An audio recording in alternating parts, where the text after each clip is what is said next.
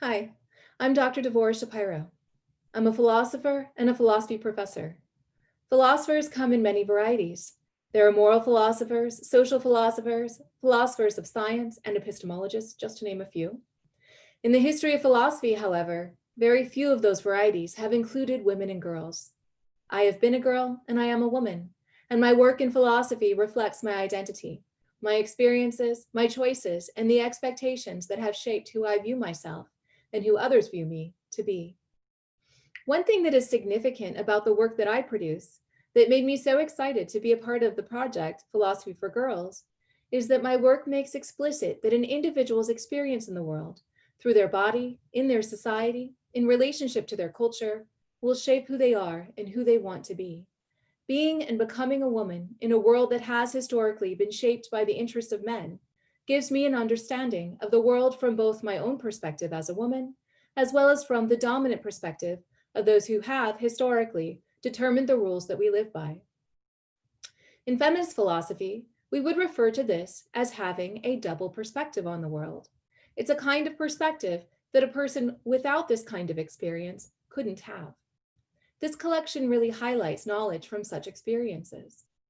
What's also so exciting to me about being included in this collection is that each of the essays in this book makes clear that none of us is only one identity, and not all women and girls share the same views or culture or experiences. There isn't just one way to be a woman, and being a woman may not always tell us what's important to know about you in a particular time and place. Instead, women, like all people, have multiple intersecting identities that create meaningfully different experiences.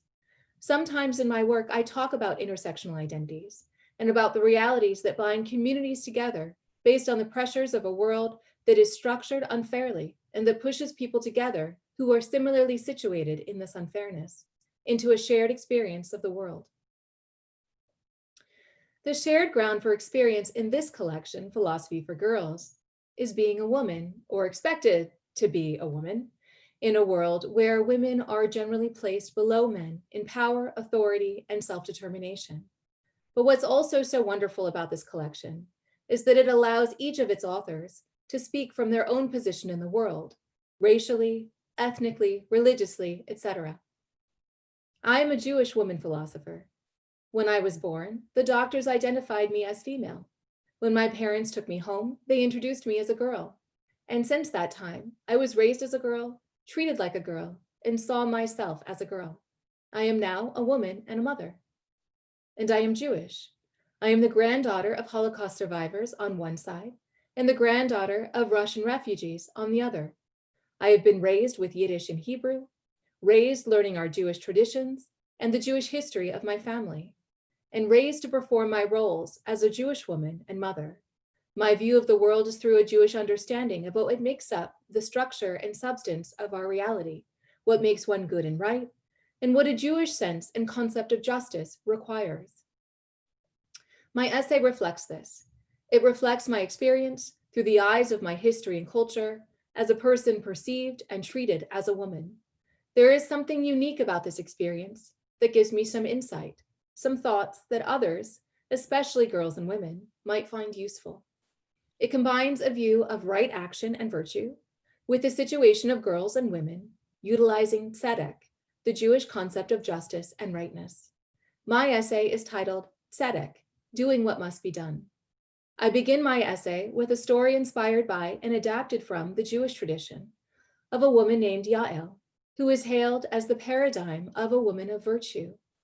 I interpret Tzedek in this context as doing what must be done, and I show in the remainder of my essay the ways in which this is an important virtue for girls and women.